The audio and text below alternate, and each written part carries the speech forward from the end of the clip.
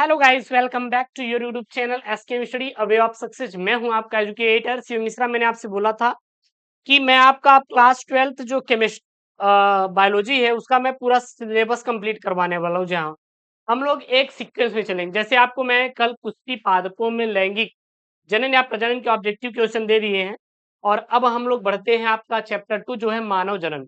हम लोग chapter wise पूरा पढ़ लेंगे, परेशान मत होना, ठीक है ना। धीरे धीरे लाइव क्लास की भी व्यवस्था कर रहे हैं, शाम को हम लोग पढ़ेंगे लाइव क्लास में भी। यहाँ पे सबसे पहला आप ऑब्जेक्टिव, अच्छा ये है क्या, तो ध्यान देना, मानव जनन। इसके बाद कोई भी आपको ऑब्जेक्टिव का वीडियो देखने की जरूरत नहीं पड़ेगी।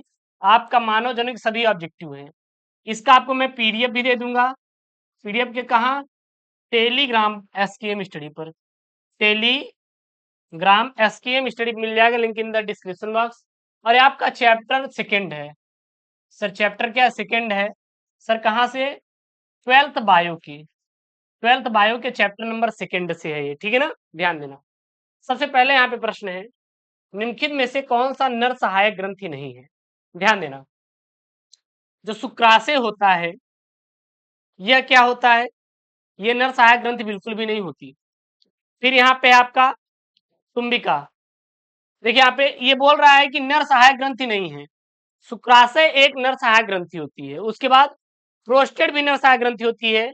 बल्बोयूरेथ्रल ग्रंथि भी आपकी नर सहायक ग्रंथि होती है। लेकिन तुम्बिका, तुम्बिका जो होती है, जो मादा जनन होता है, मादा जननांग, इसमें होता है। किसमें? मादा जननांग में। मादा जननांग में क्या पाया जाता है? तुम्बिका। इसलिए यहाँ पे राइट ऑप्शन क्या हो जाएगा? बी वाला। यह एक नर सहायक ग्रंथि नहीं है। तो नर सहायक ग्रंथि कौन सी नहीं है सर? यहाँ पे तुम्बिका जो है नर सहायक ग्रंथि नहीं है।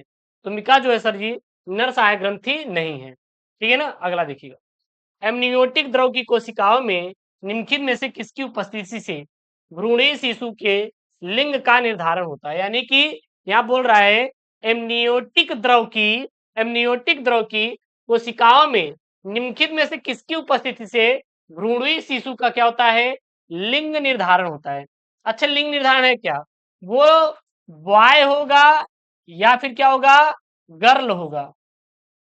इसका इससे से ही पता चलता है। तो वो होगा आपका बार पिंड। किसकी उपस्थिति से? बार पिंड की उपस्थिति से। अमनियोटिक जो द्रव होता है उसमें पाया जाता है बार पिंड, और इसी से ये पता चलता है कि लड़का होगा या फिर लड़की होगा। अगला है, ब्लास्टुला अवस्था में भ्रूण को सर्वप्रथम गर्भाशय से जोड़ने का कार्य निम्नलिखित में से कौन सी झिल्ली करती है? यानी जब ब्लास्टुला अवस्था में होता है कोई भी भ्रूण, तो उसको गर्भाशय से जोड़ने का काम कौन सी ग्रंथि, कौन सी झिल्ली करती है? तो करती है अपरा, जिसको क्या बोलते हैं? कोरियन। यही भोजन प्रदान करती है, भोजन प्रदान करती है। किसको? भ्रूण को। जब भ्रूण ब्लास्टुला अवस्था में होता है तो उसके बाद भ्रूण को पोषण वोषण प्रदान करने का काम कौन करता है? अपरा करता है। अपरा का कार्य होता है, अपरा का कार्य होता है, आपको क्या बताना है यहाँ पे? भ्रूण को ऑक्सीजन की आपूर्ति करना। मतलब जितने भी काम रहेंगे उसको ऑक्सीजन चाहिए, खाना चाहिए, या उसको अपना त्याग करना है कोई भी उत्सर्जी पदार्थों का, तो अपरा ही करता है। देखिए, भ्रूण को ऑक्सीजन की आपूर्ति करता है, भ्रूण को पोषण भी प्रदान करता है, भ्रूण के उत्सर्जी पदार्थों का निष्कासन भी करता है। यानी कि उपयुक्त में से सभी। राइट ऑप्शन आपका क्या हो जाएगा करेजा? डी ऑप्शन राइट हो जाएगा, डी ऑप्शन। अगला यहाँ पे, मानव अंडाशय चक्र में अंडोत्सर्ग किस दिन होता है? मानव में जो अंडाशयी चक्र होता है, किसमें? मादा में। मानव मतलब मादा। तो अंडाशयी चक्र में अंडोत्सर्ग किस दिन होता है? चक्र के 28वें दिन होता है। चक्र के 28वें दिन होता है, जिसको कहते हैं पीरियड आना। जब कोई भी वहां पे स्पर्म नहीं जाता, जिसकी वजह से वो लड़की गर्भवती नहीं हो पाती, तो देन वो पीरियड के रूप में अंडाणु बाहर आ जाता है। देखिए, अंडोत्सर्ग होता है, मतलब वो निकल जाता है। फिर 7 दिन तक सेफ होता है, उसके बाद फिर बनना शुरू हो जाता है, फिर परिपक्व हो जाता है, ठीक है ना। अगला यहाँ पे, मानव के स्पर्मेटिड्स में कितने गुणसूत्र होते हैं? तो मानव के स्पर्मेटिड्स में गुणसूत्र संख्या 23 होती है। कितनी होती है गुणसूत्र संख्या? 23 गुणसूत्र पाए जाते हैं। अगला है, मनुष्य के भ्रूणी विकास की प्रावस्था का क्रम है। सबसे पहला जो होता है युग्मनज बनता है, यानी कि जाइगोड बनता है। सबसे पहले क्या बनता है? जाइगोड। फिर जाइगोड में क्या होता है? विदलन होता है। उसके बाद ब्लास्टुला अवस्था आता है। फिर क्या आता है? गैस्टुला अवस्था आता है। तो जो मनुष्य होता है, इसका जो भ्रूणीय विकास होता है सर्वप्रथम क्या होता है, युग्मनज या जाइकोड बनता है, उसके बाद विदलन होता है, फिर ब्लास्टूला, फिर गैस्टूला अवस्था उसकी चालू होती है। अगला है मनुष्य की तंत्रिका कोशिकाएं मस्तिष्क एवं पूर्ण तंत्रिका तंत्र का विकास किसके द्वारा होता है, तो वो एक्टोडर्म के द्वारा होता है। मनुष्य में तंत्रिका कोशिकाएं मस्तिष्क एवं पूर्ण तंत्रिका तंत्र का जो विकास होता है किसके द्वारा होता है, एक्टोडर्म के द्वारा होता है। ब्लास्टोसिल के बनने से भ्रूण बन जाता है, तो ब्लास्टोजिल जब सिल बनता है तो जो भ्रूण होता है वो क्या बनता है सर जी, वो ब्लास्टूला बनता है। ब्लास्टोसिल से ब्लास्टूला सीधा बता देना कि ब्लास्टोसिल के बनने से भ्रूण बन जाता है क्या, ब्लास्टूला बन जाता है। भ्रूणीय विकास की किस प्रावस्था की कोशिकाओं को कोरक खंड कहते हैं, तो मोरूला। भ्रूणीय विकास की किस प्रावस्था की कोशिकाओं को कोरक खंड कहा जाता है, मोरूला को कहा जाता है। अगला है ग्राफियन पुटिकाएं कहाँ होती है, तो ग्राफियन पुटिकाएं स्त्री के अंडाशय में होती है। ग्राफियन पुटिकाएं कहाँ पे होती हैं, ग्राफियन पुटिकाएं जो होती हैं स्त्री के अंडाशय में होती हैं। कहाँ पर होती हैं, स्त्री के अंडाशय में होती हैं। ठीक। अगला यहाँ पे स्त्री में निषेचन कहाँ होता है, तो भैया उसके अंडवाहिनी नलिका में होगा। गुरुदेव कहेंगे योनि में होगा, नहीं भैया देखना,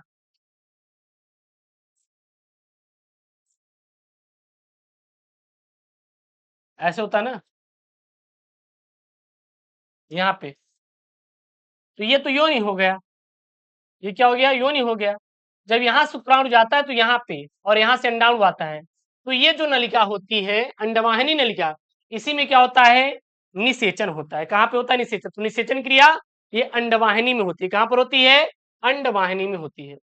सरटोली की कोशिकाएं कहाँ होती है, सरटोली की जो कोशिकाएं होती है सर वृषण में होती हैं। सरटोली कोशिकाएं कहाँ पाई जाती हैं, सरटोली कोशिकाएं गुरुदेव हमारी वृषण में पाई जाती है। अगला है लीडिंग। लीडिंग की कोशिकाएं कहाँ पाई जाती है, लीडिंग की कोशिकाएं वृषण में पाई जाती हैं। लीडिंग की कोशिकाएं कहाँ पाई जाती हैं सर, लीडिंग की कोशिकाएं वृषण में पाई जाती हैं। That's all. अगला यहाँ पे स्त्रियों में अंडाशय से अंडाणु के मुक्त होने की क्रिया को क्या कहते हैं सर जी, हाँ ओव्यूलेशन बोलते हैं। क्या बोलते हैं, ओव्यूलेशन बोलते हैं। क्या बोलते हैं, ओव्यूलेशन बोलते हैं। अगला है प्रोजेस्टेरोन हार्मोन्स का श्रावण किसके द्वारा होता है सर जी, कापर्स ल्यूटियम के द्वारा होता है। प्रोजेस्टेरोन हार्मोन्स का श्रावण किसके द्वारा होता है, कापर्स ल्यूटिशियम के द्वारा होता है। स्त्री में अंडोत्सर्ग के बाद ग्राफ्कन पुटिका फट जाने के बाद कौन सी संरचना बनाती है सर जी, वो बनाती है कॉपर्स ल्यूटियम बनाती है। जो स्त्री होती है जब उसमें अंडोत्सर्ग के बाद ग्राफ्कन पुटिका फट जाती है तो उसके बाद उनकी कौन सी संरचना बनती है, तो सर कॉपर्स ल्यूटियम बनती है। सर्टोली की कोशिकाएं कहाँ होती हैं, तो सर्टोली कोशिकाएं सर वृषण में और विकासशील शुक्राणुओं का पोषण प्रदान करती हैं। यानी कुल मिला के जो सर्टोली कोशिकाएं होती हैं यह नर के वृषण में पाई जाती हैं और इसका काम होता है शुक्राणुओं को भोजन पोषण प्रदान करना। अगला यहाँ पे अंडोत्सर्ग यानी कि डिंबोत्सर्ग किस हार्मोन्स के नियंत्रण में होता है, एफएसएच और एलएच। एफएसएच और एलएच के नियंत्रण में अंडोत्सर्ग इसी हार्मोन से होता है, किसके द्वारा, एफएसएच और एलएच के द्वारा होता है। अगला है पुरुषों के वृषण में नर हार्मोन्स का स्राव करने वाली कोशिकाएं कौन सी हैं, तो लीडिंग कोशिकाएं, लीडिंग नहीं बल्कि लीडिंग है। पुरुष के वृषण में नर हार्मोन्स का श्रावण करने वाली कोशिकाएं क्या है, तो ध्यान देना सर लीडिंग कोशिकाएं होती हैं।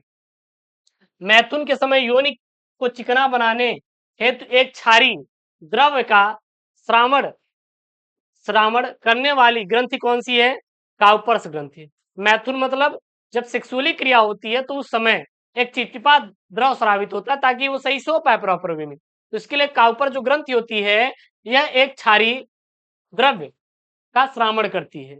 अगला यहाँ पे 22 नंबर वाला, शुक्रवाहक उच्छेदन के बारे में निम्न में से कौन सा कथन गलत है। शुक्रवाहक को काट कर बांध दिया जाता है, ये भी सही है। अनुत्क्रमणी बाध्यता, ये भी सही है। वीर में शुक्राणु नहीं होती, ये भी सही है। और एपिडिडाइमिस में शुक्राणु नहीं होती, ये गलत है। राइट ऑप्शन क्या हो जाएगा, डी वाला हो जाएगा। अगला है संयोजी उत्कों का विकास निम्नलिखित में से किसके द्वारा होता है। संयोजी उत्कों का विकास निम्नलिखित में से किसके द्वारा होता है, ये भी नहीं होगा, भ्रूणी एक्टोडर्म द्वारा, जी हाँ भ्रूणी मीसोडर्म के द्वारा होता है।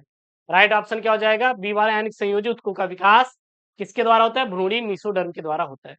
अगला यहाँ पे निम्नलिखित में से कौन सा विकल्प शुक्राणुओं के परिवहन के पथ को सही रूप से बताता है? तो पहले वृषण जालिका, फिर अपवाही नलिकाएं, फिर एपिडिडाइमिस, फिर सुप्रवाहक। तो इसका राइट ऑप्शन क्या हो जाएगा? सी वाला हो जाएगा। अगला यहाँ पे मानव शरीर में कौन सी अंतः स्रावी ग्रंथि अस्थायी होती है? तो मानव शरीर में कौन सी अंतः स्रावी ग्रंथि अस्थायी होती है? तीतक पिंड। क्या होता है सर? तीतक पिंड। तीतक पिंड जो होता है यह एक मानव शरीर में एक अंतःस्रावी ग्रंथि जो होती है क्या होती है? अस्थायी होती है। इसको आप रख लीजिए, ठीक है ना? तो ये वीडियो इंपॉर्टेंट है आप सभी के लिए। मैं यहाँ पे चैप्टर वाइज करके पूरा ऑब्जेक्टिव करवा दे रहा हूँ आप सभी के लिए, देन आप लोग तैयार कर लीजिएगा। कोई दिक्कत नहीं होगा कहीं से भी, ये मैं आपसे प्रॉमिस कर रहा हूँ। ऐसी वीडियो चाहिए चैनल को सब्सक्राइब करिए, वीडियो को लाइक करिए। मिलते हैं नेक्स्ट वीडियो में दोस्तों। थैंक यू, जय, टेक केयर, बाय बाय।